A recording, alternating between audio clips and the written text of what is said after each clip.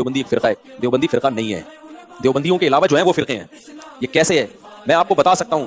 فلاں کہتا ہے ہم فرقہ نہیں ہے, لیکن آپ ان کی مسجد, پہلی مسجد ہندوستان میں کب اس فرقے کی بنی ہے؟ دیوبندیوں کی کوئی پہلی مسجد نہیں دکھا سکتا ہندوستان میں, سمجھ رہے ہو؟ باقی جتنے فرقے ہیں نا ان کی پہلی مسجدیں ہم آپ کو دکھا سکتے. فلاں فرقے جو کہتا ہے کہ ہم قرآن و سنت کو مانتے ہیں, ہمارا کوئی فرقہ نہیں ہے. پاکستان جب بنا تو ان کی 2 مسجدیں تھیں ٹوٹل. آج ان کو فخر ہے کہ ہماری اتنی ساری مسجدیں ہو گئی. ابے بھائی جب پاکستان بنا ہے تو اسلام تو پاکستان میں محمد بن قاسم کے دور میں آیا تھا. مسجد آپ کی کب بن رہی ہے؟ اب بن رہی ہیں آپ کی بہت ساری مسجدیں.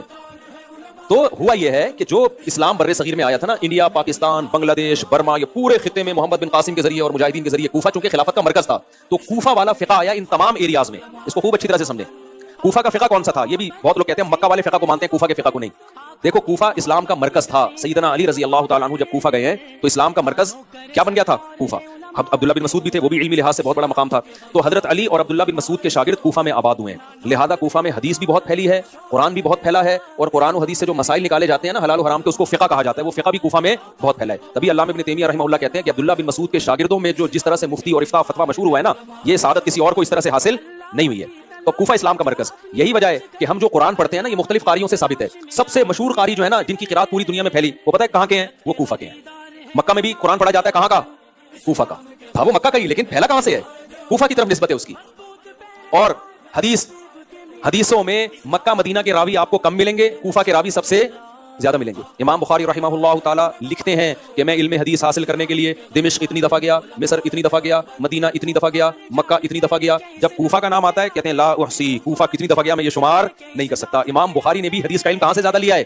بولو, کوفہ سے. تو کوفہ سے خلافت تھی. وہ جب مجاہدین دنیا میں پھیلے ہیں تو وہ ہندوستان بھی آئے ہیں, جس کو بر صغیر کہا جاتا ہے. یہاں بہت زیادہ آبادی تھی. تو آپ کا کیا خیال ہے, صرف تلواریں لے کر آئے ہیں, نماز روزے بھی لے کر آئے ہیں؟ وہ بولو نا, نماز روزے بھی لائے, فقہ بھی لے کر آئے نا, جو اسلامک لا ہے. تو جو فقہ مجاہدین لائے تھے اس وقت, وہی ہندوستان میں ہمیشہ رائج رہا ہے, اور علماء دیوبند اسی پہ کیا ہیں؟ اسی کے پابند ہے. بعد میں یہ ہوا ہے کہ کچھ لوگوں نے اسے انحراف کرنا شروع کیا. اب جناب احمد رضا خان بریلوی صاحب جب انہوں نے تحریک چلائی, میلاد وغیرہ کو بہت زیادہ کیا, پھر کچھ عقائد میں اختلاف کیا, تو جو پھر ان کو ماننے والے تھے ان کو بریلوی کہا جانے لگا, اور جو ان کو نہیں مانتے تھے ان کو کیا کہا جانے لگا؟ دیوبندی. تو یہ نام اس وقت پڑا ہے تاکہ بریلویوں سے فرق کیا جا سکے. یہ عقائد اور اعمال اس وقت نہیں پڑے ہیں, کیونکہ ہمارے اکابر میں صرف علماء دیوبند نہیں آتے. علماء دیوبند کے جو استاذ تھے, یہ جب دیوبند کا مدرسہ ہی نہیں تھا, مجدد الفسانی رحمۃ اللہ علیہ, ایک پورا سلسلہ ہم آپ کو باقاعدہ ریٹن فارم میں دکھا سکتے ہیں, کہاں تک؟ محمد صلی اللہ علیہ وسلم تک. اس وقت تو دیوبندی فرقہ نہیں تھا, وجہ اس کی ضرورت نہیں تھی نام دینے کی, کیونکہ اس وقت بریلوی فرقہ نہیں تھا, اہل حدیث نہیں تھے. تو جتنے بھی آپ کو نظر آئیں گے نا علماء دیوبند کے علاوہ, ان کی مسجدیں آپ کو پتہ چلیں گی کہ فلاں سن میں یہ مسجد پہلی مسجد تھی ان کی. اس کا مطلب بھائی وہ نیا فرقہ بن کے آ رہا تھا. تو علماء دیوبند کا کوئی فرقہ نہیں ہے. جو اسلام بر صغیر میں محمد بن قاسم اور علماء صلح محدثین لے کر آئے, ہم اب تک اسی اسلام کو فالو کر رہے ہیں. وہ اسلام کیا ہے؟ عقیدے میں العقیدۃ الطحاویہ, جو امام طحاوی نے لکھی ہے, جو پوری دنیا میں پڑھائی جاتی ہے. عقائد میں اختلاف نہیں ہے. اور فروعی مسائل میں کس کو فالو کیا جائے گا؟ اہل کوفہ کے فقہ کو. لیکن اہل کوفہ کے اس فقہ کو مرتب چونکہ امام ابو حنیفہ نے کیا ہے, اس لیے اس کو کہا کیا جاتا ہے؟ فقہ حنفی. سمجھ میں آ رہی ہے بات؟ جیسے امام بخاری نے کتاب کو مرتب کیا تو ان کی کتاب کو کیا کہا جاتا ہے؟ بخاری ہے, وہ حدیثی.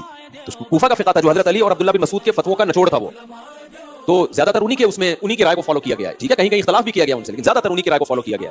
تو اس لیے وہ فرقہ نہیں ہے میرے بھائی. فرقے سارے وہ ہیں جنہوں نے فرقہ واریت کے خلاف لیبل لگا کے نئے ناموں سے کام کرنا شروع کیا. تو ان سے فرق کرنے کے لیے جو علماء بر صغیر کے قدیم طرز پہ چلے آ رہے تھے, ان کو نام لوگوں نے کیا دے دیا؟ دیوبند کا نام.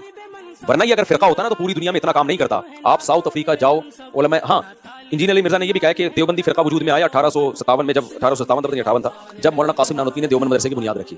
یہ بھی دھوکہ ہے, کسی مدرسے کی بنیاد رکھنے سے یہ نہیں لگتا کہ یہ نیا فرقہ وجود میں آ رہا ہے. ہوا یہ تھا کہ سارے ہمارے مدارس کو انگریز نے ختم کر دیا. وہ سارے مدارس کس کے تھے؟ علماء دیوبند کے تھے.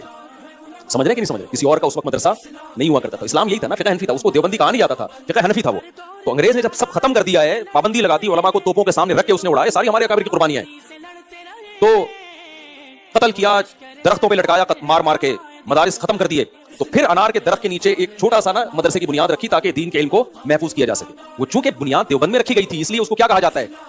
لوگوں نے اس حوالے سے اس کو دیوبند, وہ تو وہی اسلام تھا بھائی جو صدیوں سے آیا تھا. انگریز نے اسی کو تو ختم کیا تھا. اسی کو بچانے کے لیے مولانا قاسم نانوتوی نے بنیاد رکھی ہے, اور ایسا بچا کے دکھایا. آپ دنیا میں ٹریولنگ کرو تو پتہ چلتا ہے. یہ جو میں امریکہ گیا ہوں, مسجدوں میں 500 گاڑیوں کی پارکنگ کی جگہ بھر گئی ہے. یہ کس کی محنت ہے ساری؟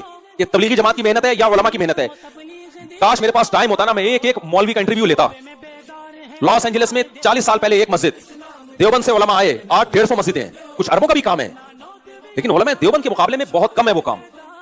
سین فرانسسکو میں بھائی 40 سال پہلے ایک مسجد تھی, اب کیا ہے 100 مسجدیں, 150 مسجدیں. ہو بھائی کہاں سے آ گئی؟ اتنے لوگ داڑیوں والے کہاں سے آ گئے؟ اتنے لوگ نمازی کہاں سے آ گئے؟ بھائی یہ سب کا تبلیغ میں وقت لگا ہوا ہے. یہاں تبلیغ والے آئے تھے, حاجی عبد الوہاب صاحب یہ جو آپ کا स्विट्जरलैंड है ना, मैं जब स्विट्जरलैंड गया हूं तो पता चला हाजी साहब पता नहीं 30 साल पहले यहाँ आके जमात निकाल के गए यहाँ से। कितने गोरों को खुदकुशियों से रोका उन्होंने वहां पे। ये हमारे अकाबिर की मेहनत है। इनको चूंकि हसद है, धुआं निकल रहा है इन लोगों के। इनका इंजीनियर अली मिर्जा ने कोई एक कील किसी मदरसे में ठोकी हो ना जाके, या किसी मस्जिद में जाके किवाड़ पंखा लगाया हो, मुझे बता यार, मैं उस पंखे को जाके चूमूंगा। कोई 2 टके का तुम्हारा दुनिया में काम नहीं है, 1-2 टके का काम। मैं नहीं कह रहा सारा काम उलमा देवबंद नहीं किया है, जामिया अज़हर के भी उलमा है, लेकिन वो भी मेजॉरिटी हनफी है या शाफी होंगे, कुछ बहुत थोड़े से उनमें सलफी भी हैं, लेकिन वो भी इस टाइप के सलफी नहीं है। वो भी इसको फोकस करते हैं भाई इस्लाम को सुपीरियर रखो, फिरका परस्ती में नहीं पड़े हुए, मुतदिल किस्म के सलफी है, वो भी इस्लाम को फोकस करते हैं। तुम्हारा तो 2 टके का काम नहीं है, 2 टके का तुम्हारा काम नहीं है। तुम एक बंद कमरे में बैठे हो और फिर हमें बुज़दिली के ताने देते हो। कोई और ताना दे यार, मैं मान लूंगा मैं बुज़दिल हूं, आप पे ये ताना सूट नहीं करता। वही जेलम 48 घंटे बार बार दिमाग में घूम रिस्पॉन्स दे देते कि ठीक है मुफ्ती साहब मैं तैयार हूं। ऐसा दुबक के बैठे हो तुम, तो अब तुम बातें करते हो। तो ये उलमाए देवबंद के सारे कारनामे हैं। लंदन में जाओ ना, लंदन में आपको लगेगा ऐसे ऐसे इलाके हैं, आपको लगेगा मैं रेवंड में घूम रहा हूं यहाँ पे।